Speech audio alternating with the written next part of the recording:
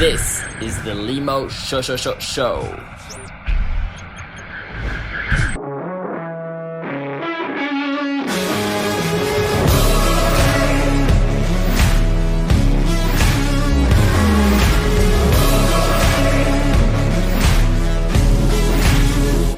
is not another story. This is not another drill. I refuse to be another number. What is up, guys? Limo here, and welcome in a new episode of the Limo Show. On this episode, I want to talk about the Disney myth, the red pill, and social conventions. Alright? So, now you might ask, what's the Disney myth? Well, what's this red pill thing? Let's start by the Disney myth, okay? What I call the Disney myth is this romanticization of the intersexual dynamics. What I mean by that is a lot of guys are living this reality where there is someone out there that is only for them, okay? There is the one, okay? What we call the one, the soulmate, all right? And there is this big belief in a lot of blue pill guys. What I call blue pill is the guys that aren't aware of the reality out there, okay? The guys that are still confined in some old beliefs and paradigms that are actually holding them back in a lot of ways, okay? And it's a beta, it's really a beta mentality. In a lot of the movies, what you can see in the Disney movies is that men always have to go onto some kind of quest and some kind of obstacle to get the princess.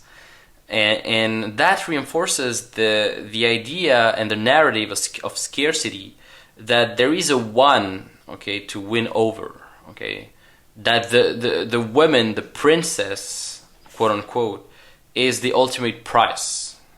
And this belief is what we call one-itis, okay? One-itis, it's a popular word in the dating industry, and this is a condition where the guy overinvests himself in a particular woman, okay? And usually this is due to her physique or an element of her personality that is aligning with his blue pill ideals. And it's not only men that are doing this, but also women are falling prey to one-itis. They're looking for the one, okay? You know, by definition, when you found the one, now what? Now you cease to grow. You cease to be you. You cease to fucking take action and actually better yourself and your social dynamics and your intersexual dynamics. It's paralysis, okay? And it comes from, I really do think that it comes from insecurity, okay? And this insecurity is manifested back when the person was single, and then when they found a person that is actually aligned with the way they see their women or men ideals, they become paralyzed, they become scarce, okay? And you know, they think that, oh, this is the one, how could I ever live without them? Oh, they're my one, oh, it's my soulmate. And they're just stuck in this scarcity, okay? This is an idealization of a relationship. The root cause, of that is this romanticization, what I call the Disney myth of the intersexual dynamics. Okay? It's a narrative. It's a social construct, whether unconscious or conscious, I think very conscious, to have that plot line between men and women. Okay? And eventually what this causes is that, you know, a lot of guys will invest their lifetime in this ideology, and they'll try to emotionally invest, personally, financially invest in someone that they think it is the one, but actually it's not. All right? And, you know, eventually at some point in a one-itis relationship, one participant will establish dominance over the other, because the other is powerless. If you think that the person you're with is your ultimate goal, by definition, You're needy and scarce of that thing, okay? That thing have power over you. So a lot of guys will fall prey into this paradigm of the one, okay, the soulmate, and they'll try to build even a one, okay, even if it's not. They're trying to they're so invested in that concept that they will seek to protect that idealization of their partner. They're going to invest financially, personally, emotionally, physically, whatever. They're going to invest everything to create that soulmate. And this has a real cost, okay? Because this costs you your power, your life. You become so invested in that idea that you don't have that power to go after the things you want. This does not mean that you don't have a relationship again with a woman at all.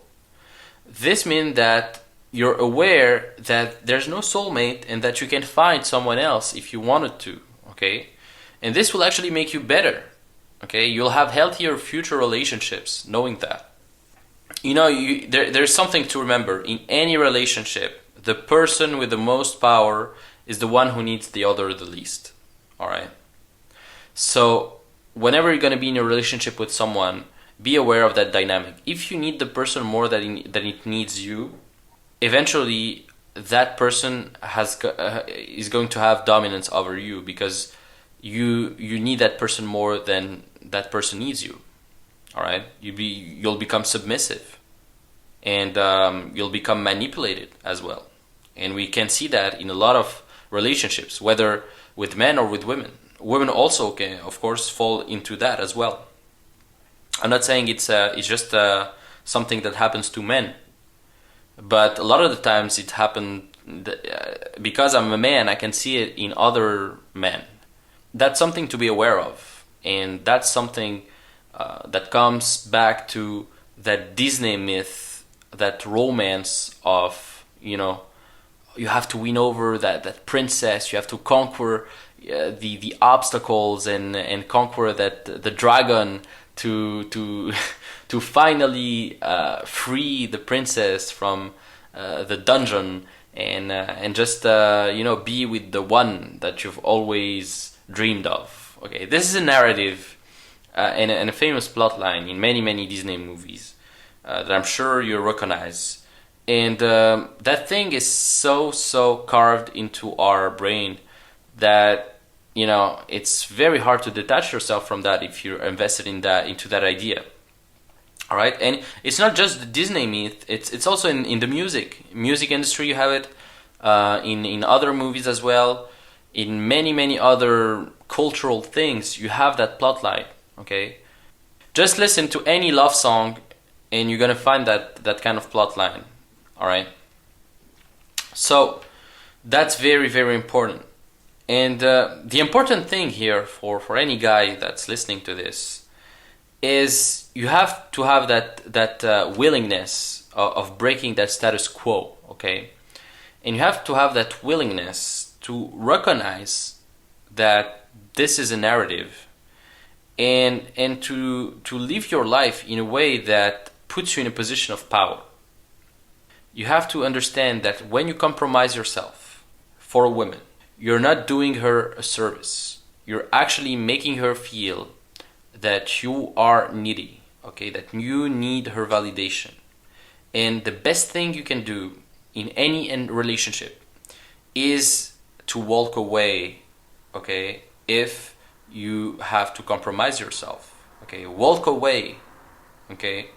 Because this is your power. And once you break your power just because you want to conform, or just because you think that this is the right thing to do, this is the social conventions, you're giving your power away and you're losing, okay?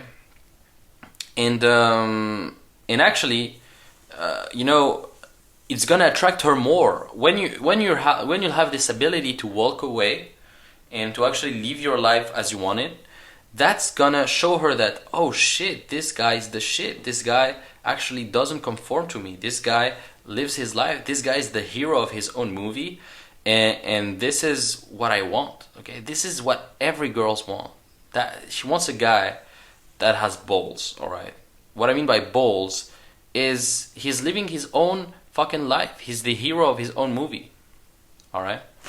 So the most important thing to understand is that you have to become a guy that is the hero of his own movie, that doesn't conform, and to not become a simp. Okay, what's a simp?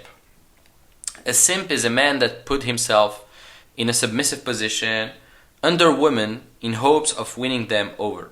Okay, it's a man that puts too much value on a female for no reason, in hopes of getting sexual rewards. Okay, he tries to be like, the defender of women, the sympathizer, things like that, just to kind of win them over, win their intimacy, and you really want to get rid of that. Okay, if you want to be a more attractive male, get rid of that.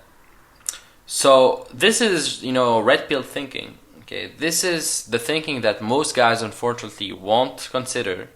They're gonna try to stay stuck in the same old paradigms, and eventually they're gonna get stuck in a long-term relationship with a woman that manipulates them or abuses them or even like cheats on them just because he didn't consider those ideas. Okay, he didn't think for himself, and he didn't set the frame right from the beginning that he's not gonna compromise himself.